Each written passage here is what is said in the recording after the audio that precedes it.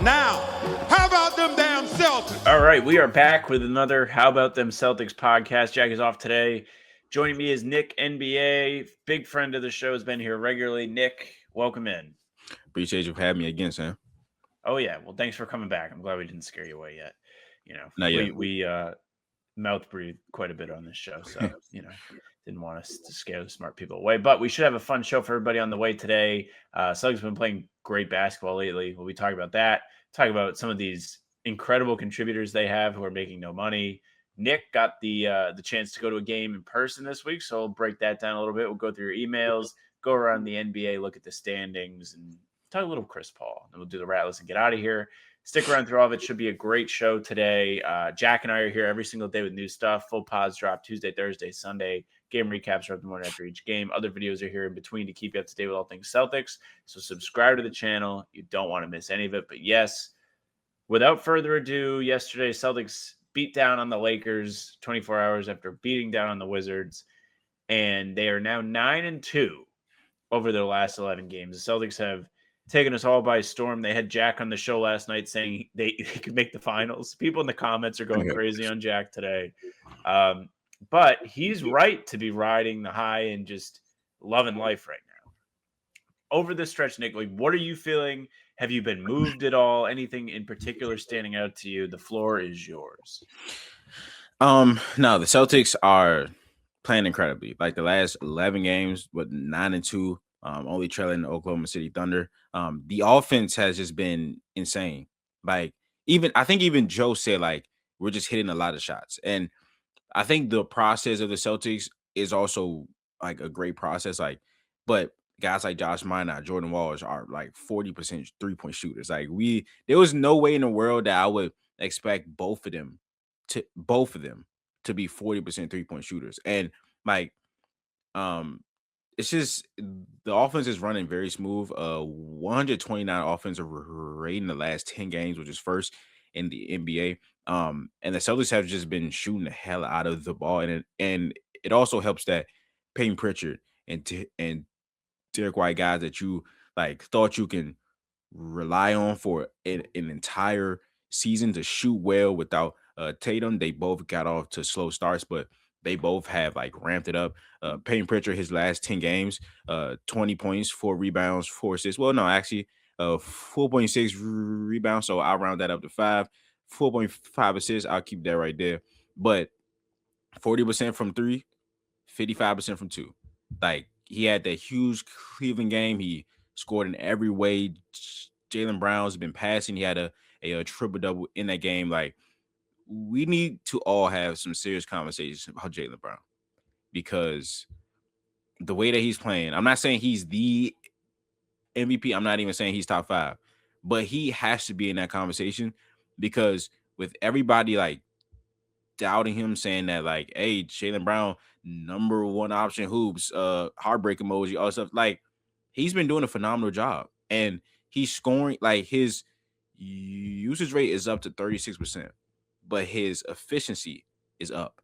That's usually not the case. And when guys can have the ball more and be more efficient than they were when they had the ball less, that just shows a sign of a more mature player and a guy that improved and that was ready for this opportunity. And he has done it hit in his way. The mid-range shot, one probably a top 3 mid-range scorer this season, bar none. And I just love it. And then of course, Derek White has found his stride too. 40% from 3, also like Peyton Pritchard on 9 attempts in the last 10 games. 19, 5 and 5, kind of very similar to Peyton Pritchard. And these guys are finally hitting their stride. So my expectation was like 43 and 39, right? So that was my thing. And Yep. my expectation, like, I don't think my expectation has changed, but like they might just be like 2 or 3 games better than that. So, but in the Eastern Conference, that can be the difference between playing and like the 4th seed. So if this team, now I wouldn't say finals, but obviously this team gets much better if Tatum is here. And of course, there's been a lot of trade rumors about Zubac, all this other stuff. Like if the Celtics, if the front office, if Brad feels like this team can win or can even get really close to that. And I said this like 2 weeks ago. Like, there's nobody in this conference that I fear.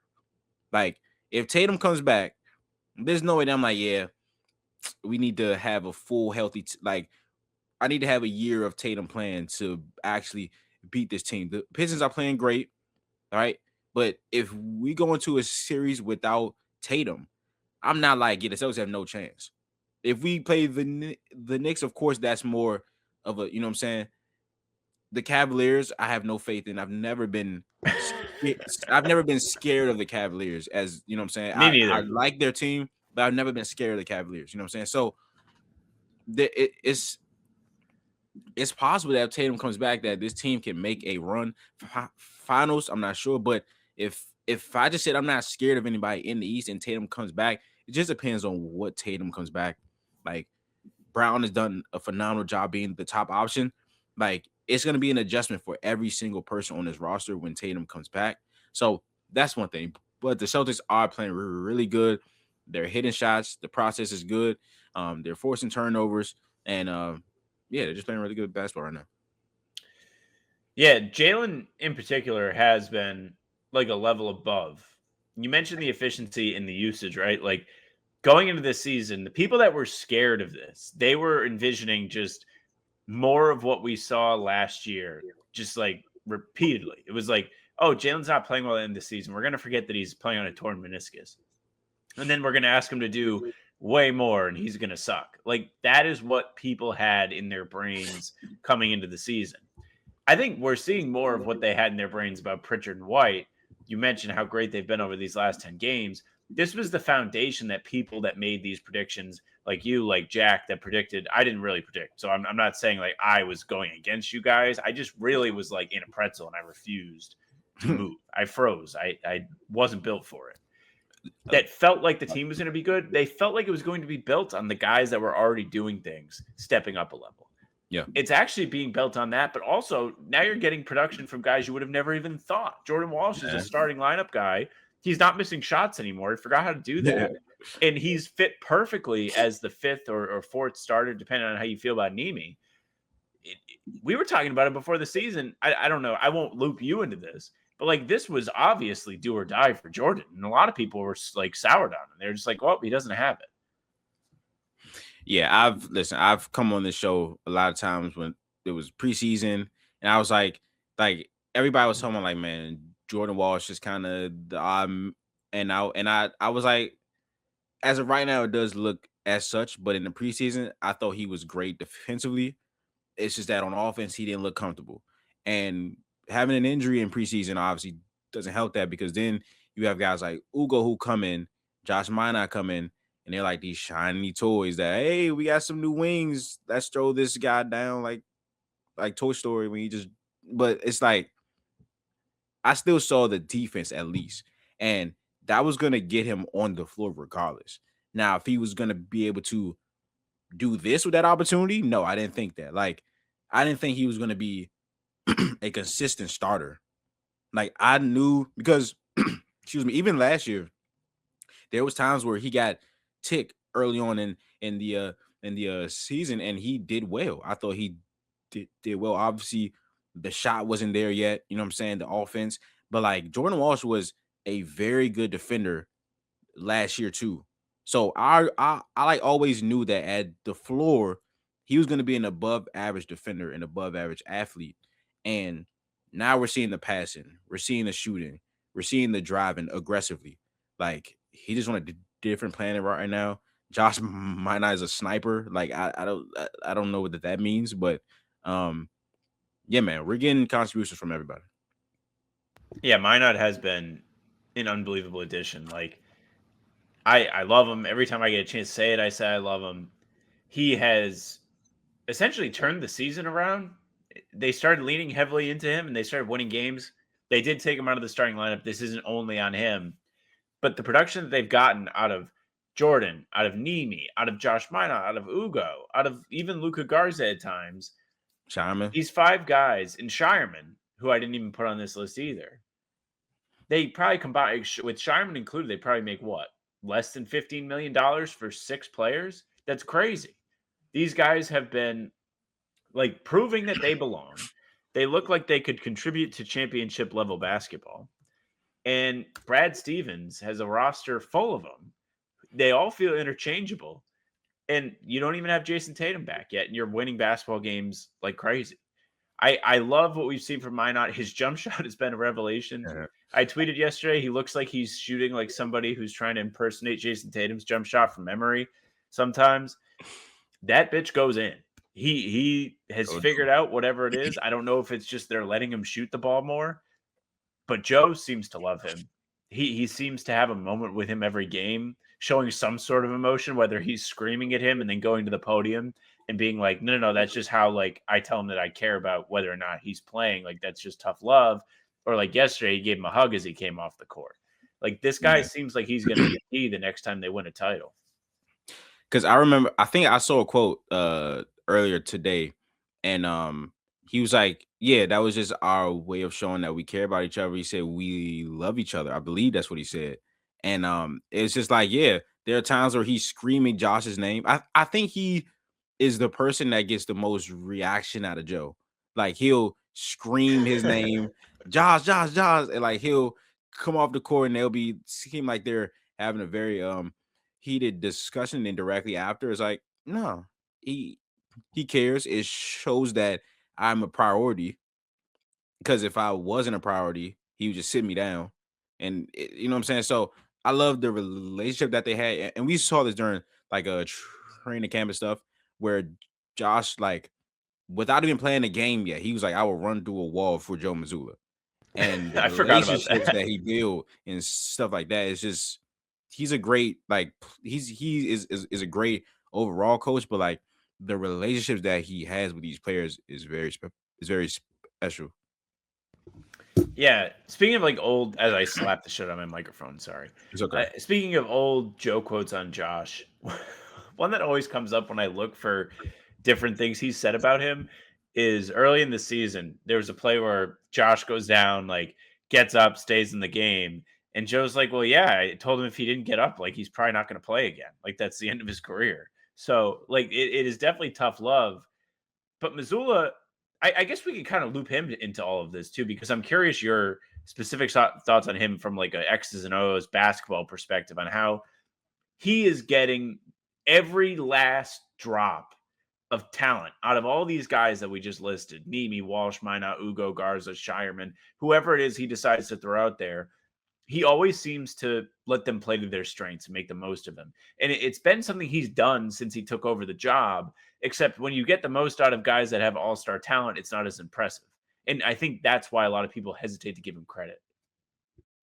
Yeah, I was gonna say, when you were talking about like those guys, like the Neemies, the Minots, the Walshes, the Baylors, the Ugos, guys that make like $2 million, like with the times that the NBA is in now, with the second apron and shit, you have to have guys on rookie scale contracts, small contracts, that contribute to winning basketball. And now this is why people say, hey man, when Tatum comes back, we might even make a run, because you have 5 or 6 guys that's making under $3 million per year that have this entire season contributed in some way, right?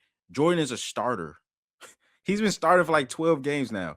Josh was a starter, and he like played, but it felt like he was slipping like the 2 games after he lost his starting spot, but it seems like in these last 10 games he's also found himself a little bit more. Like Kata, the improvements that he's made, like screening, slipping the screens, he's learning like which screens to set versus this particular coverage, like how to hold the screen, like his rolling, everything. He's improved in almost every facet of his game. Hugo Gonzalez being the guy that just really, like, there's like going from Walsh to Ugo is like, what is a diva supposed to do? You're going from Walsh, okay, yeah, Jordan Walsh fouls a ton, Ugo fouls a ton, Josh Minot fouls a ton, but you got 4 of them guys, so it's like he's in foul trouble. I'd rather you not be in foul trouble. But shit, we got 2 other guys that can do the exact same shit that you just did. So I don't It's know. actually a great point. Like Yeah, they have like a never ending, not a never ending, but a longer conveyor belt than most teams with guys who are maniacal defenders who they can just throw in. And once they get in trouble, the next guy's up. you And, just throw and the there next is guy. no breathing room for these offensive players. Yeah. So Joe, get back to your question. I almost forgot the question. So Joe, um, me and Jack were talking about this after the Wizards game. And I'm pretty sure he wrote a story on like Joe being like a genius. So make sure y'all go check that out. But yeah, Joe spent a lot of time during media day, during training camp, during preseason, talking about like playing to the strengths of his roster, right? So last year or the last couple of years is, hey, when we get a 2-on-1, it's a pass shot because we're drowning in 40% 3-point shooters, right? Now this year Josh Mine and Jordan Wall is basically 40% 3-point shooters, but like playing to the strengths of those guys is okay. We're gonna play an entirely new defense. Jaylen Brown talked about, hey, when offensive players turn their back, they were flying to the ball. We saw in preseason, we heard everybody talk about it. They're playing fast. Now, pace, they're still like dead last in pace. But I think inside of the actual possession, like they're so fast. And I think Ugo is like sixth in defensive miles traveled, like because he's always uh picking up What a 94 stat. feet. Like he's always picking up 94 feet and stuff like that. Him, Walsh, why not? And Jordan Walsh said this after the Wizards game that yeah, the past 2 years I was here, we've been more of like a stay in your place, you know what I'm saying? Like stay in your shifts kind of defense, let the guy play one-on-one. This year it's all about helping each other out. And you see that when they play, right? It's 5 people versus the basketball. As soon as the guy turns their back, everybody's going to the ball, right? And that is the strength of this roster. And Joe has done a phenomenal job changing literally everything. Like there are people that will still say that the Celtics play the same way. When they were 17th in mid-range attempts last season, they're second now. Their 3-point rate is down a considerable amount. I think they were first last year. They're like 6 now. Like they're not even in the top 3 now. And they're just playing different on both sides of the ball. But the philosophy on offense is the same. It's create numerical advantages. But this time it's like, hey, Jaylen Brown gets to the mid range, bro. Like Jordan Walsh cut, Josh cut, roll for Nemi. Like it's different shit. So, and Joe's ATOs have been amazing this season. Like and it's like 5-game stretch. Do you have a favorite? We've good question. We just did one against the Lakers. I remember where okay, yeah. There's one against the Lakers where we've always run zoom action, right? Where there's somebody at the top of the key. We get a pin down screen for somebody to get a dribble handoff, right? There was Okay. one last game where Simons was setting the pin down, but he like slipped it. And if you go to the person and you act like you're about to set that screen, your defender is gonna freeze to try to, you know what I'm saying? And as Simon slipped it, he was wide open. And like it's just little stuff like that, like the chest actions, the zoom actions, like Joe is implementing these things and it suits the players. Like you want Pritchard, like if there isn't a Tatum, you want Pritchard to catch the ball on the move with some space. So if he's catching a handoff and Kata is a phenomenal, he's been screening amazingly, right? Yep. He gets that handoff on that screen. He gets all the space that he needs. And he's been throwing lobs. I think he threw like 3 lobs to Nimi last night. He was And awesome yesterday right. with the lob. And One of them, and he like fit into the tightest possible window. yeah, It was like yeah. I didn't even know there was room for a lob there. At least they're looking for Nemi now. And I still think there are points like in the Wizards game, Pritchard like missed guys open a lot. Like I still think there's like times where he's not seeing the floor great, but when he does see it, he's throwing it right, and it's on point, it's on target, and Kata can just throw it down easily. So yes, Joe Mazzulla has been phenomenal, and I do get the sentiment of like, hey, he has the most talented roster in the NBA. Like, duh, he's supposed to win. I understand that, and that plays a part for sure. Even though I think he was doing great things with that team, like X and O's wise, scheme wise. But now that he has guys that everybody was like, bro, this roster stinks, man. This roster sucks, man. We got Kata as our 5. Like, he's getting the most out of all these guys, out of everybody. He's getting the most out of every single person on this roster, bro. So we've had times where Garza has a 3-game stretch of being awesome.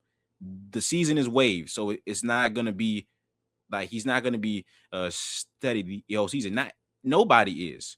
We just saw Peyton Pritchard and Derek White struggle for like the first 20 games. Not as their play, but they couldn't shoot as we thought they were going to, and now they're picking it up. The season is waves, bro. So shout out to Joe Mazzulla. Bring the surfboards. It is crazy. Like the one thing that you were like, well, I know Derek White and Peyton Pritchard got me. Right, They're going to make their exactly. threes. And then you show up to the seat. Like, can you imagine what's going through Joe's head? Probably not a lot, at least in like the way that we would think, right? Yeah. Because like when you're that smart with basketball, you just have a trust with your guys. And I think when Joe says things, he means them. I was saying this to Jack yesterday. So like, for example, when he's talking to us at the beginning of the season and we're at media day and people are talking about the expectations and he's doing the lip service of being like, well, for us, the expectations don't change. We're all like, yeah, dude, whatever. We all like, know, like you can't hide the secret from us. We watched all of the news come out this summer. We know what the roster looks like. You're not fooling anybody. And then they come out and they play like this. And like, I guess like if you want to look at the last 10, 11 games, you could be like things have gone right for them. Like they're shooting 50-40 from the field and 3 over that stretch. But like before that, they were still competing and winning games and they were not having things go their way. And they had to make their own luck by winning the turnover battle, winning the shot margins and things of that matter, things that Joe puts a really big emphasis on. And he has manufactured this scheme, the way the team plays to fit the personnel and get the most out of them. So yeah, he has been just incredible. He's really proving the doubters wrong, which is, nice to me. I'm a fan of Joe's. I never understood why people were so down on him. And they really are playing different. It was funny yesterday during the Lakers game. I'm sure you saw like the tweet going viral where the guy was watching the game. He's like, man, I can't even enjoy like today's NBA. Like they still shoot too many threes. And it's like the tweet was hilarious because the Celtics literally don't shoot as many threes as they did last year, as you laid out. Like they've leaned heavily into the mid range. They've leaned into Jalen's game, but also like featured in the video from the tweet, the Celtics are missing shots, but they're up by 25. Like, how do you think they got there? If something's working. Yeah, man. Again, like I said, there are still some people that would just try to throw that out there, and it's like, come on, man. Like, let's not do that. So yeah, no, Joe's been amazing. And like the defensive stuff is like crazy. Of course, they're gonna foul a ton, but the Celtics they allow the fewest field goal attempts in the league per game. Now, a ton of that is because if you get to the free throw line, it's not considered an attempt. So with the Celtics, like fouling a lot more, trying to take more chances, of course that will equate to free throws. But it's a different way that he's, again, the margins. The margins last year was, hey, we're gonna shoot more threes than you, and we have better shooters than you, right? We're not gonna try to take the ball away. We're not gonna send you to the free throw line to give you extra points because we know that our threes, are gonna outweigh everything else that you do, right? We're gonna take care of we're gonna not turn it over. We're gonna hit and take threes. The margins this year is, listen, we're gonna value our possessions again, which every team wants to take care of the basketball. Like if you can't win games if you're turning it over, right? But now the Celtics are trying to turn you over, and it's just and I'm so surprised that they, like, of course they foul a ton, but they are one of the worst defensive rebounding teams in the league, and somehow we still allow the least amount of field goal attempts per game. So I feel like there's a balance between, yeah, it's it's very much down because teams shoot free throws, but they're 28th in defensive rebound percentage. So the team should be getting more opportunities to score. So either way, excuse me, like Joe has been crazy. He's a genius. Um, and yeah, and something that I did not think that the Celtics would be able to do now, but the non-Jalen game was against the Wizards. So without Alex R, Trey Johnson, Koulibaly, but Kata has missed 2 games. They won. You know what I'm saying? Jaylen Brown. Now, of course, if Jaylen Brown misses more games, I think that this will happen. But they've been able to withstand some injuries. Now, Nemi had an ankle thing. Jalen got some time off with the Wizards game. We won by 45. So I mean, like, I don't know, man. This is a good them team. winning that game by 45 points was unbelievable. Like Yeah. I was going crazy in my living room. I was like, there's no way this could have happened. Like you mentioned Nemi too, right? Like these are the two guys after watching the first 20 games of this season that you're like, really don't feel great about those guys not being in the lineup. Like Yeah. if I could pick any two guys that I don't feel like are replaceable, it's them. And yet they held up just fine without both of them. And Jalen's absence in particular, like almost unlocked an extra level for all of the rest of the guys that carried over into Friday's game. Like everybody got confident, everybody got themselves going a little bit. And then when Jalen was back, he had 4 assists in the first like 5 minutes of the game because everybody was ready to just knock down their shots. Yeah. And again, it certainly helps that you said that Jalen got some time off versus the Wizards without 3 starters. Like, fine, but you beat an NBA team by 45 points, like without Jalen Brown. Like that's still something that you should be proud of. And yeah, I don't think if Jalen Brown, knock on wood, if he misses more games, I don't think they'll be undefeated with Jalen Brown out, but any win. Like the Pistons have been able to win games without Cade Cunningham. And I've said a lot that the mark of a great team is being able to win with next man up, right? So guy goes out, your guys behind them play with the same intensity, you know what I'm saying, and they can get you some games. So all that is important with the Celtics not being as talented as they were last year. Every game they're trying to win, and every game is important. It's made him a joy to watch. Like literally every game, you don't necessarily know what you're gonna get. It's probably gonna be something good. You know that they're probably gonna go out there and try really hard, unless it's Game 3 of the NBA Cup against the Brooklyn Nets, and they're just not gonna. They're gonna get outclassed, unfortunately. But speaking of the Wizards game, you got to go. How was it? Tell me all about it. I want to know everything. I want to know your favorite part about going there. Just whatever you'd like to share. I was so happy when Jack pulled up the pregame stream and it was you and Robbie, right? Oh yeah. Nah, that shit was loud, bro. That shit was loud. So, I met Jack and Noah and Robbie at a coffee spot because we came too early. So we just had to just chill for a second, and it was just crazy. It's like crazy to see people that you've seen on TV in person. Yes, So it like is. seeing Noah, who's like famous as shit, and like Jack, and just seeing all of them was like fucking insane, right? And Jack. Yeah, and Jack, he's cool. And Robbie, who's insane too. So we get into the arena, right? And like they're taking us to like the back ways that I've never seen in an NBA arena before. I'm like, oh shit, like we're behind the arena, like we're in the tunnels and shit, and like just seeing like you're like just seeing that the opposing team has like a place for the people to sit, and like you have like a tag with your name on it there. It was kind of crazy, you know what I'm saying? So that was cool. Pre-game, and it though, bro, the pre-game warm-ups, bro. Like again on TV, I know that these are tall guys, but like seeing NBA players in person, it's like on floor level though. Like on floor level, Right, you were it's down there for a fucking while, like when they're insane. going through their like individual stuff, right? This is Right. you're not talking about when the team comes out the tunnel. It's like No, when no, like no. Ugo's warming up with the Right. training staff. Yeah, like the pregame stuff where like Mari was out there, Ugo was out there, Shaman was out there just singing to himself out loud the whole time. Like he's a goofball, man. But I love Shaman. And it's not only that they're tall as shit, it's that you have to be able to be an elite mover at that size. So, bro, I saw Marvin Bagley doing sprints, and I'm like, damn, like he at 6'10, he's moving like that. And it's guys like Giannis. Like you see him at floor level, I might crack, I might just go crazy. Like it was crazy. So yeah, the pregame stuff was cool.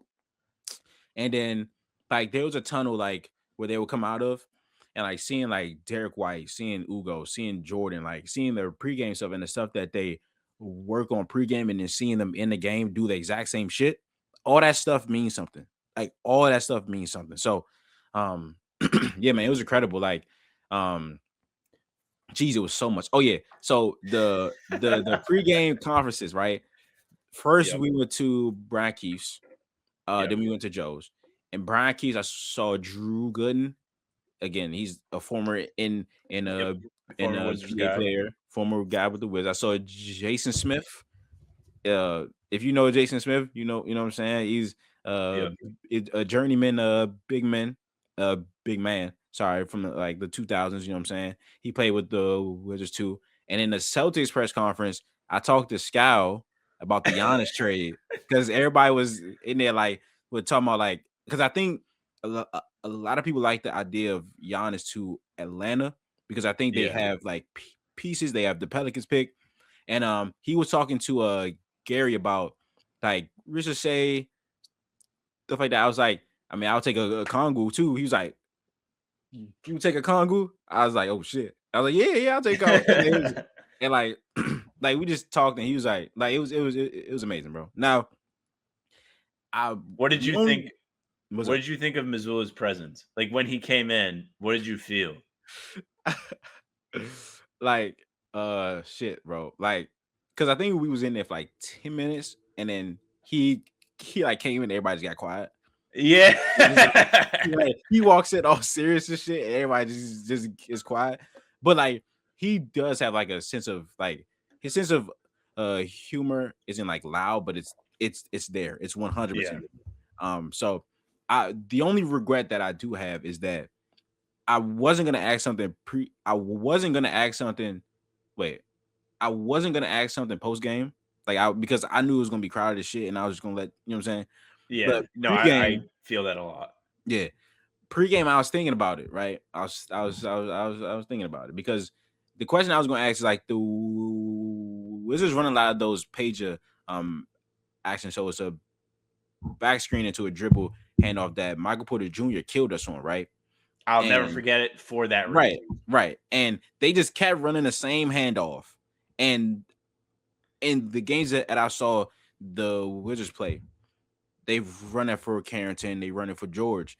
And I was gonna say, hey, what did you see about that? And how can you what goes into defending that better type shit? And I thought it was a cool question, but it just didn't come to me at the right time. I was like, it's all right, fuck it. But other than that, bro, watching the game from the media section and just seeing everything, and trying not to be a fan.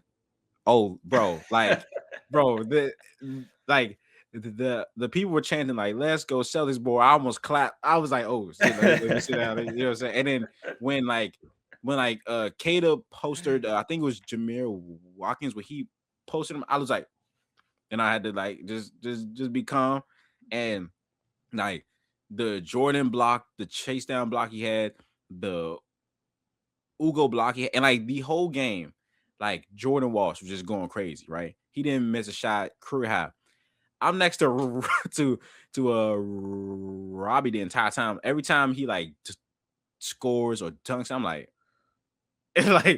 he's just he's just so good, bro. He's become so good. So yeah, no, it was amazing. I saw George Murson. That's crazy shit, bro. That's 7-7 is real. That's crazy. So yeah, man, it was amazing, man. I hope to do that more often. Get some questions in next time. You know what I'm saying? I don't really know how that's gonna go sometimes, but just like throwing myself out there and just like being with Jack, Robbie, and Noah talking like pregame, postgame, and stuff, like seeing the players and stuff. Like Tatum, he was there, and all of the kids don't care that he isn't playing. They're just screaming his name the entire game. Like Yeah. it's a great atmosphere, man. When they give you that microphone to ask the question, like all of the things that you've thought about leading up to this, about your question, how you want to word it, they go out your head like this. It Yeah. is, especially like I don't ask often. I will ask things, but like I really don't want to waste anybody's time if I'm gonna ask the same thing that someone else is gonna ask. Like they can just ask it. But it is an experience when you get that microphone. I'm glad you had fun. You should come up here for one of the games if you can. Yeah, that's what I'm thinking. Because I went to the, of course, was in a media credential, but last year I was up there for one of the Nets games. I was up there for the T Wolves game. So I've been to like 2 games up there, and the atmosphere, as bro, going from DC, the Wizards arena to the Celtics arena, holy shit, bro! It is night and day, bro. Night and fucking day, bro. But, yeah, with the questions, I think that the timing, like it means a lot for me. Like if I was able to just like blur out a question without being handed the mic, I think it would make me more comfortable because I don't know when I'm gonna like I don't really care, but like I don't know. It's weird. But like yeah, I definitely gotta get into the habit of like just asking questions, not really caring how it how it uh how it comes out type shit. But like Yeah. nah, it was amazing, man. I'll tell you what, like, and then we can move on. The one guy that always gets me when I see him is Derek. When I see Derek, I always forget how tall he is. Like, Oh he yeah, doesn't look yeah, super yeah. tall compared to like somebody like Peyton Pritchard, who's I'm like probably a little taller than Pritchard. So like I never expect for Derek to feel big to me, but when I see him, I'm like, oh man, this dude's huge. Like I just bumped into him in one of the hallways last week, and I was like, man, why is he so big? Like, because he doesn't look super big on TV. But yeah, Yeah, like being close and like walking past people. Like there was the tunnel pregame, and like bro, Amari is fucking huge, bro. Like he's like bro, I walked past him in the tunnel like 3 times. Mine I was in there, and when because I and like Abby Chin, like I saw Abby in the flesh. I'm like, oh, what like that shit is that's crazy, another one bro. that you're like, Yeah, whoa, yeah, yeah. especially the first time. That shit is crazy, bro. So yeah, nah, it was amazing. Well, Oh I'm wait, happy that you had. Go ahead. one last thing. Absolutely. Jack gave me some championship confetti, boy. Oh, And he did. Nice. it's right up there. So yeah, that was cool too. Yeah, he got me some too. I'm glad he must have like a big bucket that he just like he can give Yeah, out like little like party gifts yeah. basically. All right, well, we will move on to the emails now. You can email Jack and I every single show, we read them. hbtcpod@gmail.com. Read them every single time we do the show. First one we have today is from RJ. RJ sends us an email taking a break from the Celtics to comment on the Clips. Evening, folks. Celtics are off tonight, so let's look at the NBA's longest running soap opera, the Los Angeles Clippers. The CP3 retirement tour is just the latest chapter in the 55-year history of a franchise that has made it to the conference finals all at once. The franchise traded owners with Boston back in the 70s, so IR11 could have a team closer to his Southern California home. They've managed to be mid before mid was the thing. Donald Sterling's grotesque racism seemed like just another Clippers thing, in quotes. Trading away SGA, sure, why not? To anyone who wants to criticize Brad for his drafting or trading or signing strategies, go review the Braves/Clippers' long history of a mediocrity and failure, then offer a profound thank goodness we've got Brad. Be well, RJ. Yeah, Clippers have been just in straight turmoil. I have the CP3 stuff on the sheet. I guess we can just go through a little bit of that now, just because RJ's email does pertain to it. So if you missed it this week, I think it was Wednesday morning. Chris Paul released from the Clippers. They just kind of got sick of him being Chris Paul, it sounds like. And according to Chris Haynes, there was a moment where Chris Paul reportedly told Kawhi to switch off Klay because Kawhi was struggling to keep up, and Jeff Van Gundy told him you might have had leeway in other places to change up defensive coverages, but you don't have that leeway here. It just sounds like he rubbed a lot of people the wrong way. It sounds like Chris Paul has a history of rubbing people the wrong way, but at the same time, it sounds like the Clippers got sensitive when he pushed them to try and be better. Yeah, I couldn't unmute for a second. My bad. It's okay. Yeah, nah, it's crazy, bro. Because like from all now, Chris Paul is Chris Paul, right? That's also part of the problem that I have with the Clippers. But like, Chris Paul is Chris Paul. We don't know how, like, we don't know what Chris Paul actually said. Now, the one thing I have about the Clippers is, you know who Chris Paul is. Like, what are we doing? You had Chris Paul before. You had Chris Paul. He's quite possibly, if not at the very least, top 3, one of the greatest Clippers of all time. You know who Chris Paul is, right? He hasn't got the championship, but everywhere he's gone, they've bumped up a few levels, right? Now, at the floor of Chris Paul, it's leadership, veteran leadership, right? With the Spurs, with the Thunder, all those guys valued his leadership. Now, with the Clippers, they already have all their players are old, except for the 2 Kobe's, Kobe Brown and Kobe Sanders, right? So they have a lot of veterans. So maybe they don't need his veteran leadership as much as like a young Spurs team, a young OKC team, right? But you know who Chris Paul is. They got mad at Chris Paul for being Chris Paul, right? And again, I don't know how he said these things, right? Like if he said it in a very disrespectful way, but I'm sure Chris Paul isn't trying to be 5 and 15. So if he's holding people accountable, again, I don't know how he said these things, but if he went about it the correct way and he's just like, bro, we got to do this, we got to do that, bro. Not being on speaking terms with your coach for weeks is insane, bro. Especially Like, when you that is have the crazy. opinions of a coach. Like when Right. you are giving talking points as if you are the coach, which I don't think in his case is the worst thing because he's got tons of NBA experience. He's a smart player. He's always like trying to outgame everybody. It's not surprising that he wants to give his input. But when you're beefing with Ty Lue, who seems like a cool guy, by the way, any interaction I've had with Ty Lue, he is awesome. So to piss him off, you probably have to do something kind of special. Right. And right. And then I seen people like he sucks. He's 40. Why are we acting like guys that don't play aren't on NBA rosters? Garrett Temple is on the Raptors for one reason. Do you think the Pelicans signed DeAndre Jordan to be an impactful NBA player? No. And then Chris Paul's on a farewell tour, bro. He's on a farewell. This is, bro, we quite possibly have seen the last of Chris Paul, and this is the way he's going out. Again, the Raptors have young guys. The Pelicans have Queen, who played the same position that DeAndre plays. So you can argue, yes, those teams need the veteran more. But damn, bro, Chris, like you telling me Chris Paul can't help that team, like just from an IQ standpoint, just because he's 40, he's not good anymore, and because they're all old. Like you can still learn from Chris. You should be learning something every day. Everybody, you should be learning something every day.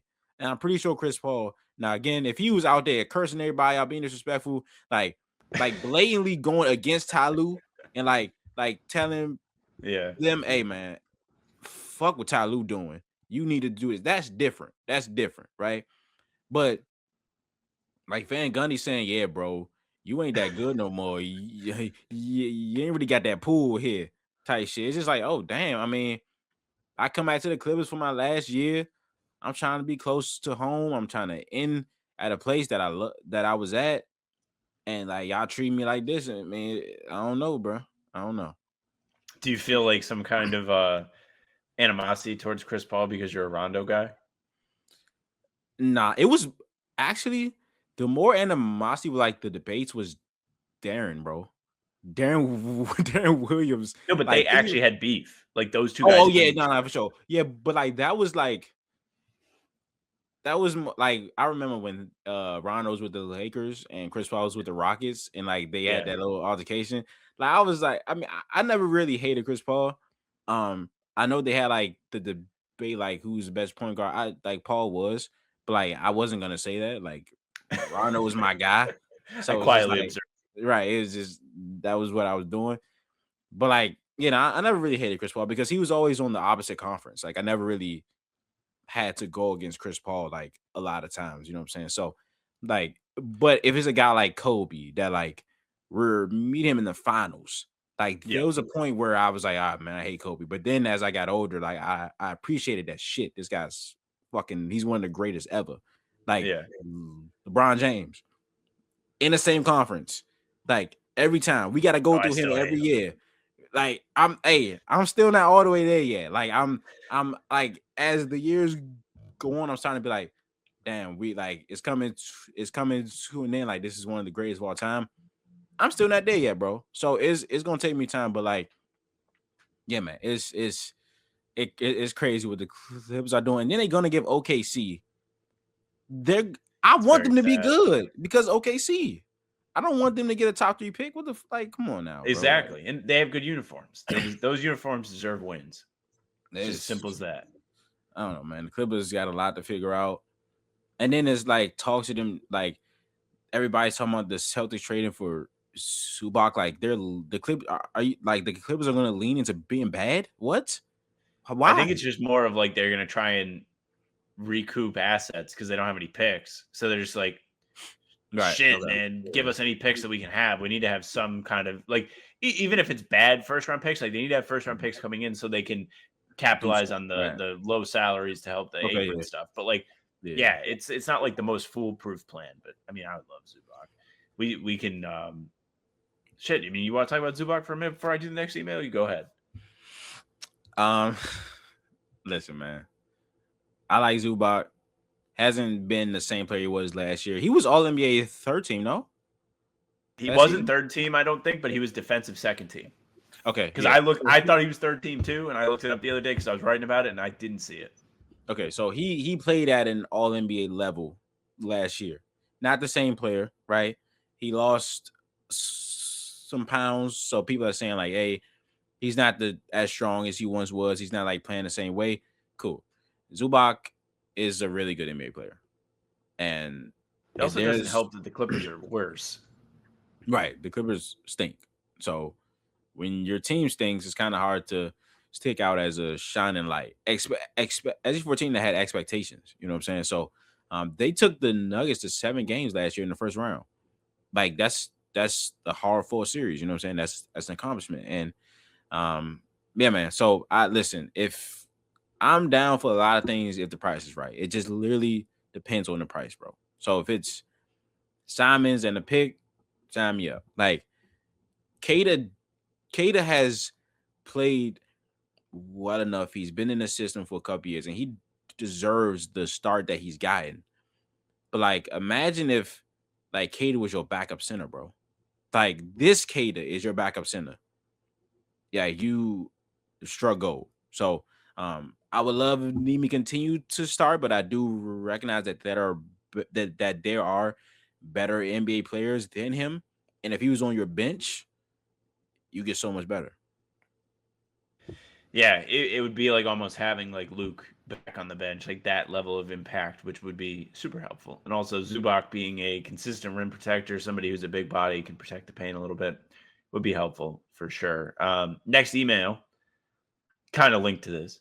Time to hop on the Anthony Simons train. Also from RJ. Afternoon, folks.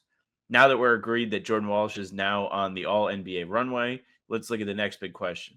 How much can the Celtics get for Anthony as his defense improves? Everybody needs shooting, and Simon's defense has rightfully been seen as his downside, but it appears that Joe and the coaching staff is getting him up to speed on being a manageable presence as a defender, so he doesn't have to score 20-plus points a night, which is actually kind of true.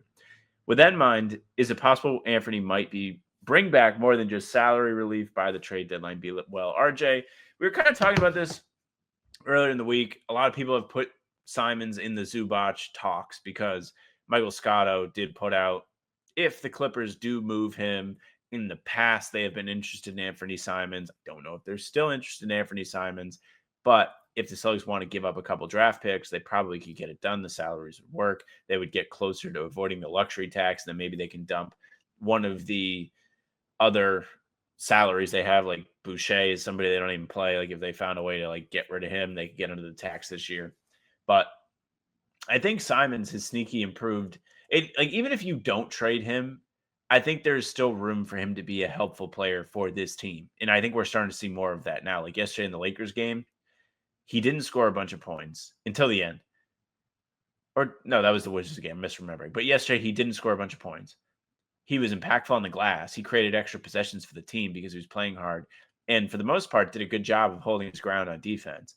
I think he's kind of getting a better feel for how he fits into this team as the games go on, which Jalen alluded to in a roundabout way, not directly with Simons, but just like, yeah, this team is going to take time. He was saying it in training camp, said it in the pressers last night again. He was like, look, we're playing good now. We had 5 or 6 new guys join the team. It takes time to get everyone used to each other. So I think that's part of it. But I don't know, Nick, what have you thought, if anything, of Simon's defense over the last week or so? And has he moved you at all? Do you think he has value the whole 9? Yeah, he's 100% better defensively than he's been in his career so far.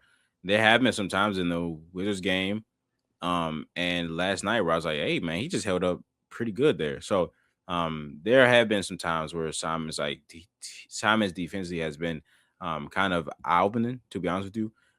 It's still not great. It's probably not even above average, but from where he was in Portland, like, and the talks about it in training camp, like saying that, hey, like Joe was telling me that I'm not as bad as people think I am. Like that stuff, is true. Like he hasn't been as bad as we thought he was going to be, or what he was in Portland. And again, credit that to the culture that the Celtics have. Credit that to Joe and the coaching staff, because in during like before preseason, he talked about him like doing defensive playmaking drills, and I think Noah asked him like, did he do any of that before? He was like, no. I'm like, what do you mean you've never done defensive playmaking drills in the NBA? And it's just like, so he was just so far behind the 8 ball defensively because he's never had to do that. Now on a team where, listen, man, you got to defend or you're not gonna play. Like now he's like, all right, True.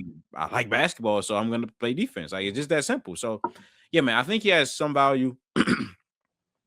I think teams seeing that like he can do the little things is a plus for him if he wants to stay here. Is a plus for Brad if he decides to trade him. So yeah, man, I think he has more value than he did coming into the year because he's on an expiring contract too, so that helps. Where like if there's just a team that wants to like get off like a not get off a contract, but like just swap contracts so they can have the salary cap relief. The Celtics add a pick to get a better player than him. Like in the Zubac trade, that's cool. There's a world where I see like he's just a dump if like nothing comes of it, but I think he has added to his value because he's able to do he's shown that he can do the little things more than any point in his career, and he still has those games where he can go off and score 20 in a quarter. Yeah, every once in a while, he's just going to show up and go supernova. It's like a little it's like winning. If you ever play blackjack, you like play like the match of dealer, and you get like the same card. Like that's how it feels when you get a 20 ball from Anthony Simons in a court. It's like, whoa, I didn't even expect this. This is great. But yeah, good email, RJ. Next one is from Philip. Team identity, fellas. A couple days ago, I heard some national media and local coverage both say that the Celtics are better than expected, but lack a team identity. Huh? This team has an identity. It's Joe. The guys Brad brought in are all the perfect disciples of Joe. His team isn't a pot of killer whales. It's a pack of wolves. I also heard it said recently that the real measure of a coach is whether or not the players believe in the coach. If that's the measure, then Joe is an unbelievable coach, which is ironic. These teams go to war for him. Best, Philip. Yeah, we kind of talked about this on the show today. I think you nailed on the head, Philip. Like Joe is a tremendous leader of men. There's really no better way to put it. He truly cares about these guys. Like, I know we haven't seen like any of Chris Boucher, but even in that relationship, Joe early on went out of his way to establish a good kinship with him. Yeah, was that he was getting baptized and Correct. him and Emil Jefferson, they traveled to be there, and Noah did a story on that, and Chris was like, yeah, that meant a lot to me. That meant everything to me for a guy that just got here. Excuse me, for a guy that just got here, like for the coach and an assistant coach to come to something that important is like crazy. And again, I talked about how Josh was like, "Man, I ain't play a game yet, and I run through a wall for Joe." Like it's like every single player, like Garza said something similar to that too in media day. Like every single player says this about Joe. There's no you can't get a bad review about Joe from any of these players. So yeah, I think that means a lot. It is funny. Like Joe does things that like you would hear like a college football coach doing to like get recruits. Like he already has the players on his team. He doesn't have to do this. He doesn't have to win. Well, he has to win them over, I guess, because he makes less money than everybody. So they have to find a way to like get them to respect him as the leader. But it's just crazy some of the stories that you hear of him. But great email, Philip. Thank you so much for writing in. Last one is from Jared. Jared writes, I miss Marcus Smart. Me too, man. Hey, it's me, the devil's advocate. Are we sure that this team is actually good, or are they playing their best stretch of basketball they will all season? I see a lot of young players having good stretches and hitting shots. What happens once Minot and Walsh regress to the mean and PP goes cold for a month again?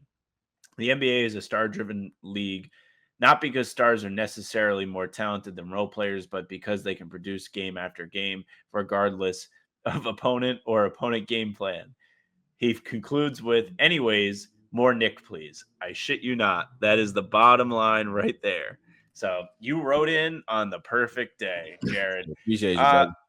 You can answer this one, Nick, since he's excited. Just more of like, what do you fear regression to the mean? Do you think these guys are growing, or do you think this is fluky? I mean, of course I don't think Josh Minot's a 44% 3-point shooter. I don't think Jordan Walsh, like because even the most optimistic view of Minot and Walsh was okay. Of course, these guys are gonna make plays defensively, but if they can shoot like 35% from three, man, hey, we can get somewhere. They're in the 40s, like so. Even Joe said this, so don't get mad at me for saying it. Joe said that we're hitting shots, like we're hitting shots. Now, that doesn't mean when they stop hitting shots, they're going to be trash. That's not that means.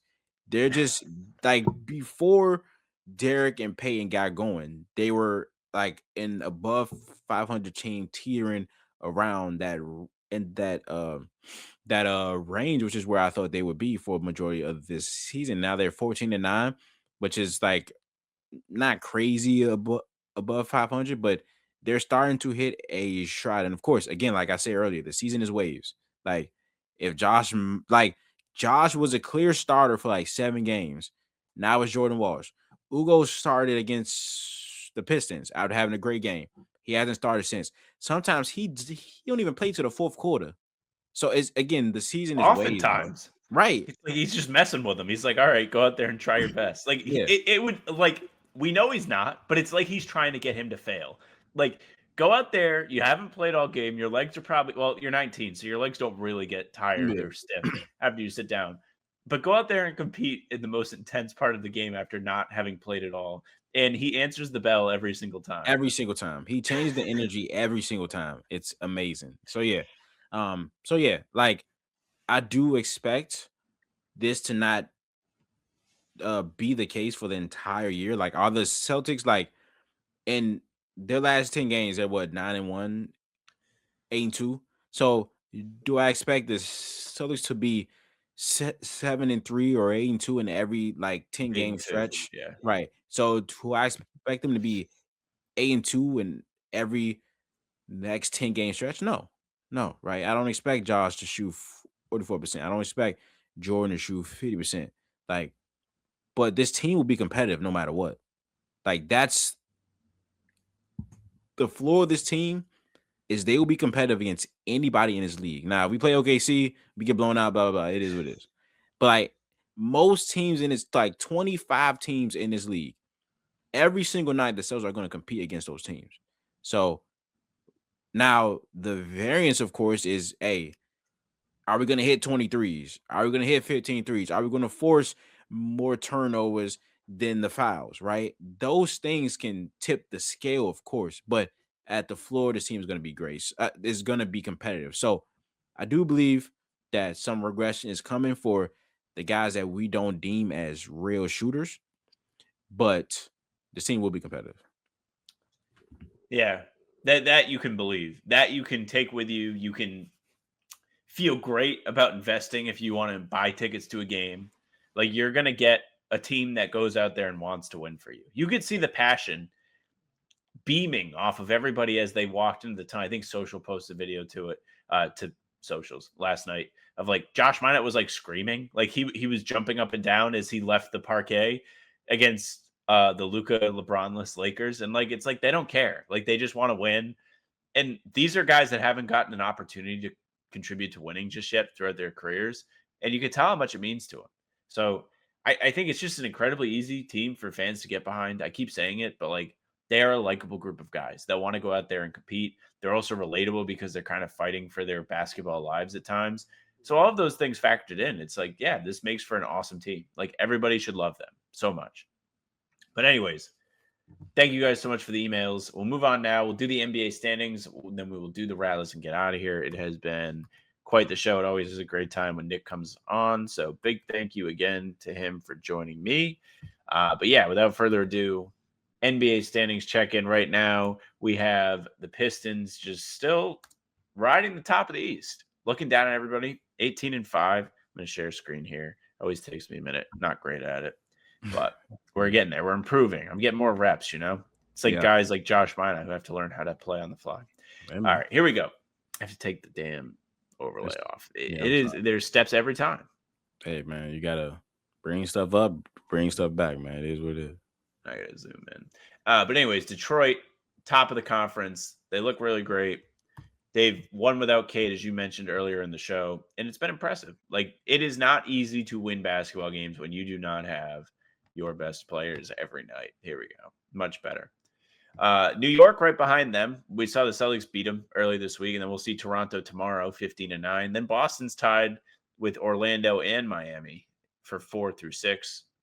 What a time it is to be a Celtics fan. Celtics just climbing the ladder every single time we get a chance to look at this list. Yeah, man, it's really crazy to see that we were like 9-8, now we're 14-9, and those that 0-3 and now 14. Oh yeah. We started 0-3, man. The season is way more fun when you just don't count the first 3 games. Yes. It's just, and then all of those games were competitive too. It's like we lost to the 76ers, who looked a lot better. Like, we called VJ Escom at the wrong time. Like, that was when he was like amazing. He's playing more of like a rookie now, but they're still cool. You see them in that 7th spot there, just a game behind the Celtics. And then we had some tough games. So, but no, the Celtics, man, looking at them in the 5 seed, man, it's almost that home court advantage. That would be insane, bro. Like, if we could get to, well, I mean, we're literally right there, but if we could hold on and get a top 4 seed again, like without Tatum, and presumably some games with Jaylen Brown out, Kata, who has been out, and the Celtics can still maintain a good balance in the Eastern Conference, man, that would be great. So yeah, the Cavaliers 8th seed, man. It's only one game, like 2 through 8 is basically one game.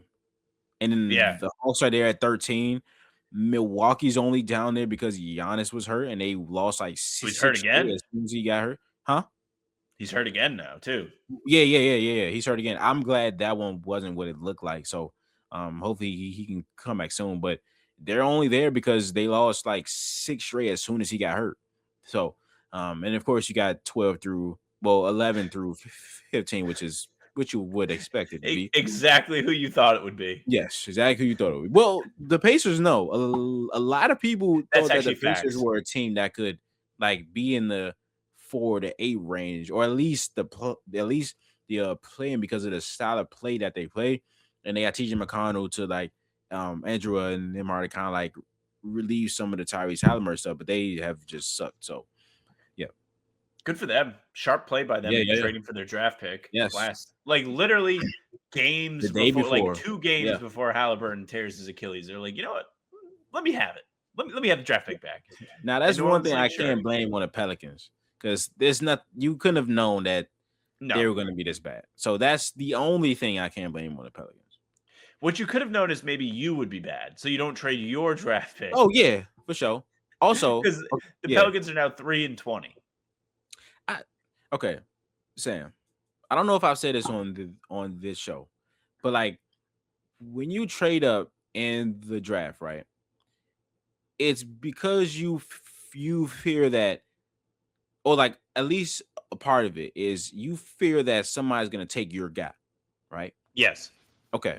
I don't know if you've said this to me before, but I'm agreeing with you. Okay. Yes.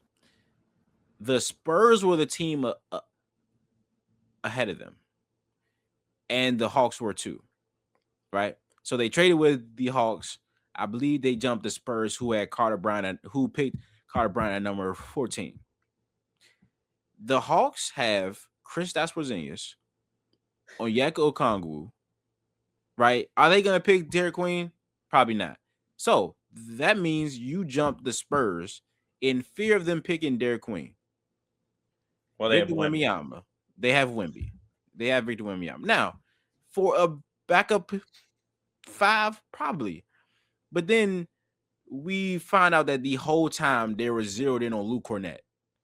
And then they trade for Kelly Olynyk.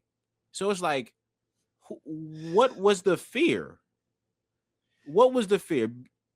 Because the team that I thought could have picked them in that range was Chicago at 12.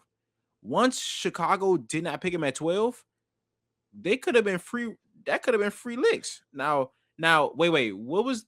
Yeah, so they jumped the Spurs for it. I believe they had the 22nd pick, and they traded all the way up to a 13. I don't think Queen would have lasted to 22, but you definitely didn't have to.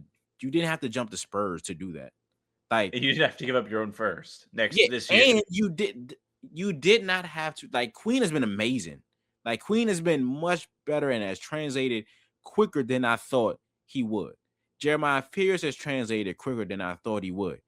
That does not mean that he's worth a top 3 pick. Like the process of that is always going to be horrible. Now, if Queen turns out to be Jordan, of course it suppresses it, but you're going to give up a top 3 pick in a draft where the top 3 is fucking amazing. And it's a deep draft also, but you gave up your unprotected pick. And then after that, somebody asks you about expectations and the GM says, we have no expectations. What are you talking about? You trade your unprotected first. You would think that, okay, I'm trading this first because I think Zion is in the greatest shape of his life. I think that we're going to get Herb Jones healthy. We're going to get Trey Murphy healthy. We got these 2 stud rookies. Let's try to go for the play-in. Let's try to make the playoffs. And then you come out and say we got no expectations? All right, dude. Cool. And now they're panicking because they're listening. They're like, hey, you want Trey Murphy? You want Herb Jones? Come get him. I'm pronouncing it Herb. Is it? Herb. So yeah, I don't know, man. I don't know what's going on over there. But the West is looking scary at the top, brother. So at the top, and then it gets worse. Like many are saying the East is the deeper conference. Like I'd be terrified. Honestly, I think being 14-9 in the East is more impressive than it would be in the West. Because, like, man, just because Celtics play in the East. That's why. Oh no, I knew it was home. It was some Homer stuff. I knew, but the Thunder are just Jesus, man. Thunder are terrifying. They have enough wins for everybody. Shit.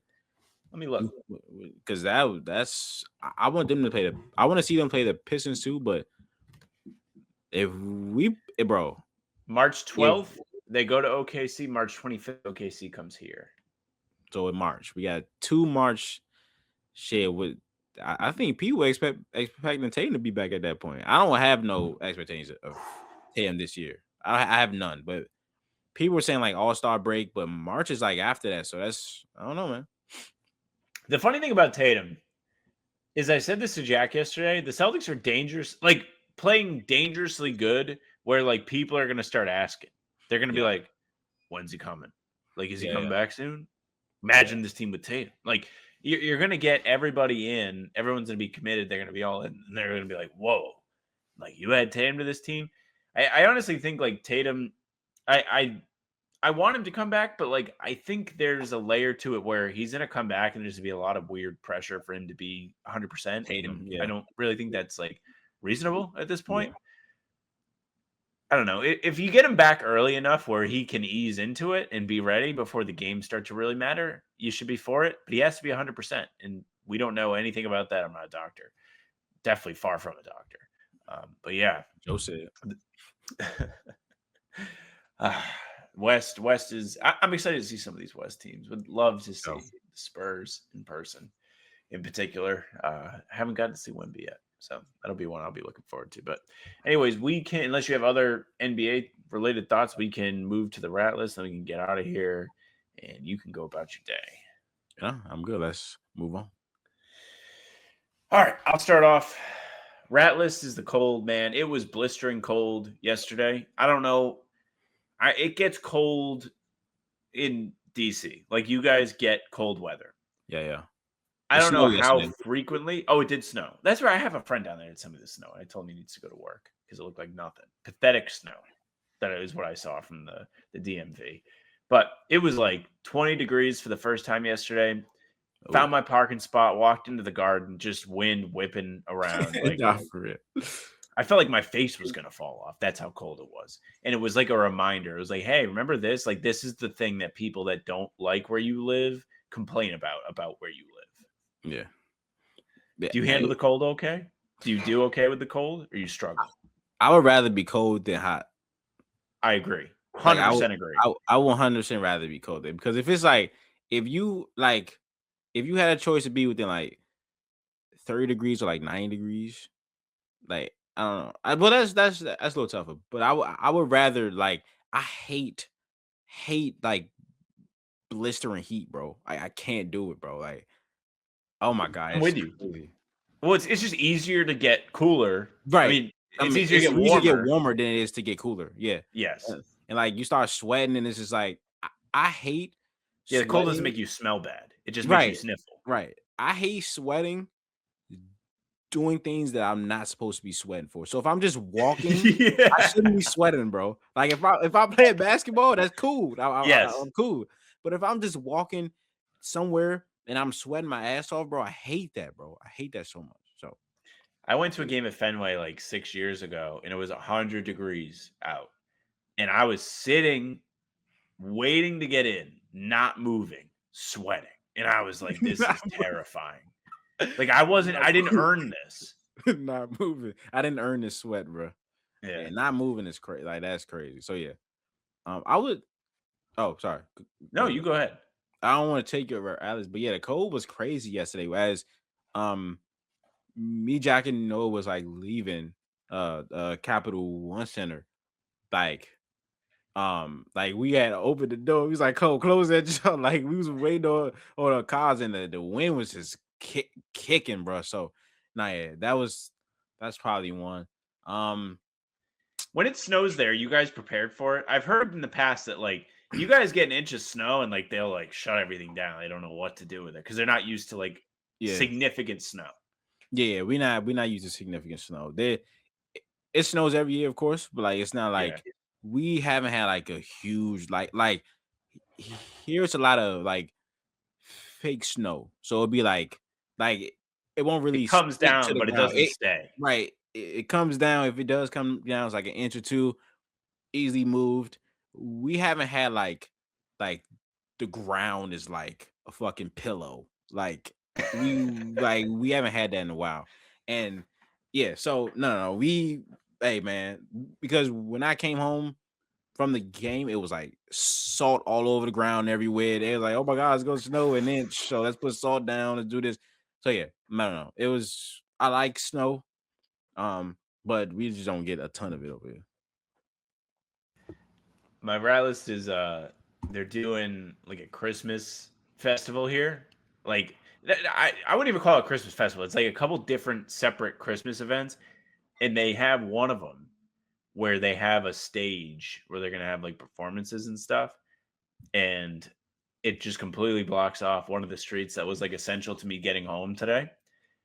And at the same time, they're setting up this stage. The road's closed, so we go around. We go past the the Amica Mutual Pavilion, which is our arena in Providence. And Providence College has played today. They played URI. My URI Rams lost. And everybody was leaving. So it just created a terrific traffic jam. Traffic is the worst. The sun was in our face. Like it was treacherous. There were school buses. Like, and it was like you're making like a disaster, just blood boiling, like driving situation. It had all the ingredients. So that was another one for me. Was plastic one of the ingredients? No plastic. I'm gonna ask you this every time you bring up ingredients. I hope you know that. No, we got metal. I told you this. We got metal ones now. We don't. Oh, we don't yeah, have the plastic yeah, containers. right. We got metal ones. That's tough. We also got like a new air fryer that's also by Ninja. So I have the Ninja Creamy. I have the Ninja Crispy You just now ninja, too. Just ninja'd out, bro. And it's great because the air fryer is actually clear, so I can see like the food. Oh, that's tough. Yeah, That's you tough. can actually see like where your cooking is That's at. tough. So That's it's tough. pretty cool. I'm in. And I got like my air fryer is like it's like 2 sides. So You got a double one? I got a double joint. So on this side, I can put something in for a separate time and a separate heat than the one that's on this joint. And I haven't used like the different timings yet. I've had it for like a long time, but I just haven't feel like I've had to do the side thing, but it is pretty cool. See, before we got this one, I wanted one of those. Yeah. Because like if we make a bunch of food, it's so much easier to do it that way. But yeah. We can wrap it up there. Nick, thank you so much for joining today. You've been a tremendous staple of the show this year, and looking forward to having you back again. Anything out on the channel that came out from the Lakers game? Anything coming out? Anything on Celtics play? Anything you want to plug? Go ahead and plug it. Yeah, I just did like 10 minutes before I came on the show. I reviewed the Celtics best plays I thought from the Lakers games. Go check that out. I did a Jordan Walsh film session from the Wizards game from his career high. Go check that out too. Coming down the pipe, I guess tomorrow with the Raptors. Of course, I'm gonna do something for that game. So follow me, Nick NBA YT on YouTube, Twitter. Sorry. YouTube Nick NBA, and that's about it, man. All right. Well, you guys heard it. Go check it out. If you're interested in this, if you had fun today, stick around, subscribe. Jack and I are here every single day. We put out new pods Tuesday, Thursday, Sunday. Game recaps are up the morning after each game. We have other videos in between to keep up to date with all things Celtics. We're also doing pregame live. Nick's been on that show quite a bit, half hour before every tip-off. We're streaming on the YouTube, on Twitter. You can find it pretty easy. You can find us on Spotify and Apple too. All pods and recaps are there. If you just want the audio versions, go ahead, follow. They'll go right to your feed. Leave a 5-star review. Tell your friends. We'd appreciate that very, very much.